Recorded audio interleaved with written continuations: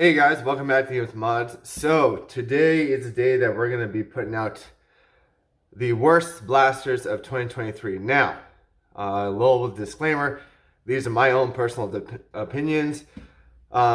You might not agree with them, but in my opinion, they are probably the worst offenders of 2023. There are going to be some on this list that say, but that was my favorite, or, well, with some work, this one, you could hit this much FPS with it. I don't care. Like I said, this is my opinion. You can agree with it. You cannot agree with it. Everybody has their own. Just like everybody else has their own set of eyes. So, let's get into it. So, in the number 10 place, we have the XYL Unicorn. Now, I know a lot of people, they say this is a great blaster, it's very compact, powerful, for the price, yada, yada, yada. Which may be true in some cases, but it does need a lot of work. It does need a metal kit if you want higher FPS out of it. I think this blaster, when I bought it, I think it was like $70, which was a good price for what it was. The regular price now I think is like $90 or $100, which is ridiculous. And then if you want to put a new barrel in there, new spring, metal tube, all this other stuff, it's just more money. And by the time that you're paying all that, you might as well get a Seagull from Worker. Or if you put even more money into it, you might as well buy a Harrier because you're going to come out with about the same cost. So there's that. Plus, me personally, I hated that foregrip. I'm sorry. It should have came with a standard foregrip. But that's just me. Like I said, my opinion. Take it for what you will. On to number 9. So in the number 9 spot, we do have the Zone Max Omnia Pro. Now, it wasn't a horrible blaster, but it had a horrible launch release. They released it. We found a lot of problems with it. They recalled it. They put out a second generation of it. What was it, 3 months later or 4 months later, and they fixed some things, but they didn't fix everything. If you're going to recall something or stop making it, stop selling it, to re-release it, you should fix every single problem in the blaster, not just one or two, all of them.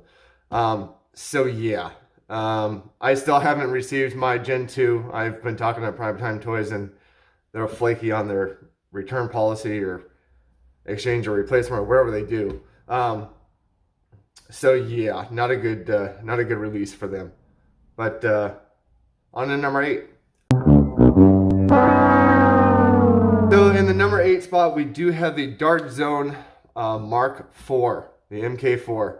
Now, this thing, when we first saw it, we all criticized how long it was, and when we got it in hand, it was still too damn long.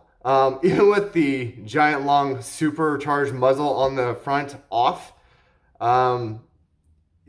it was still too long. I don't know why. And the stock was too short. The easy switching spring mechanism, you still had to undo 2 screws, so you had to have a screwdriver on you at all times, which is kind of dumb. And the price point was ridiculous. $180, and I think it's still that. When it was on sale, I think Black Friday it was like $125. That's more realistic. They should have started out at that price, in my opinion. $180 was way too much for that thing. So yeah, you can mod it, but again, more money, more time, which they should have done in the beginning, or giving you extra stuff included in the package for $180. They should have thrown in basically an upgrade spring to hit over 300. And said here. But yeah, it was way too overpriced for what it was, and it was just wonky. But that's my opinion. On to number 7. In the number 7 spot, we have the Xshot Lock blaster. Now, it's an average Xshot blaster. It hits about 80. It has a rotating barrel, which is nice, but you can't use it unless you unlock it. That's the gimmick. Gimmicks are fun, but gimmicks shouldn't deny you access to the actual blaster. I understand the gimmick. It was poorly thought out. I think it was just, it wasn't good. in my opinion. I didn't like it. I know you can take the lock mechanism out, but why buy it if you're going to do that? You could just buy a different blaster for what was it, $20, $15 or whatever. So yeah, it was bad. But that's all I can say about that one. On to number 6. So at number 6, we have the lock and load set from Nerf. Now, when I first saw this, it did look like a hodgepodge of different parts put together, which basically it was. It was an okay blaster. The stock and the other stuff that came with it didn't really go well. The only reason it went well is because they were the same color. But the whole thing was just ridiculous. It got mediocre performance with and without the attachments in the front, and it was way overpriced. I wouldn't pay more than $15 for it, and I think I paid $20. And now, since it's not on sale, I think it's like $40, which is outrageous. It's not even licensed with anything like Overwatch or Disney or something, you know, for Nerf to say, hey, we have to pay for the licensing. No, it's their own stuff. So yeah, that was sad. Yeah, that's all I'm going to say about that one. On to number 5. In the number 5 spot, we have the Nerf Zombie Strikeout. That is that bat thing that is kind of like an axe. And first off, way too short for what was supposed to be doing, because it was basically Nerf's answer to the Adventure Force Babysitter Bat. The Babysitter Bat has issues in itself, but at least it hits around 80 FPS. This thing, this Nerf Zombie Strikeout, I don't know what it was supposed to be doing, but it hit like 50 to 60 FPS. It was a T-pull, and it was hard plastic throughout. The only part that was soft about it was the barbed wiring and the axe part, and it was just way too short. They couldn't decide if it was a blaster or a melee weapon, so they said, well, screw it, we're going to throw it together, you deal with it. So, yeah, for $15, no, just pass. Don't buy it. If you're thinking about it, just don't.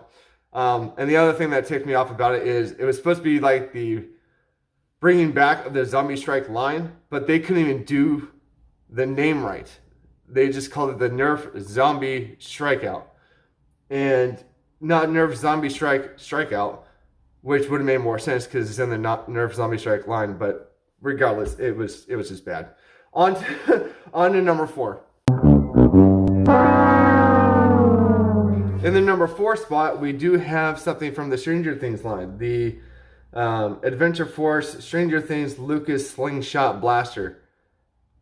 It was uncomfortable to use. That's all I'm gonna say. I wouldn't call it a blaster. I would just call it a slingshot, and I would have replaced the dart thing, I guess, to hold like a ball or something instead, because that made more sense as a slingshot. Slingshot blaster, those two words for me, they don't go together. So I don't know what they were thinking. I know they were trying to tie it in with Stranger Things, but pick something else, guys, because it didn't work. It wasn't comfortable to use. And you can't aim with it correctly. I didn't like it. You could even watch my review on it with the other blasters, and it was probably the worst one. But yeah. On to number 3. All right, in the number 3 spot, we have the MP9 from AliExpress. Now, this and another blaster from AliExpress were the only 2 electric blasters I bought all year from AliExpress, and they were going to be the last ones because they seem to not work or work very poorly. I don't know if that's because the battery they use, the flywheels they use, whatever it is, it's all cheap, and it's what you should expect for the price that you're paying.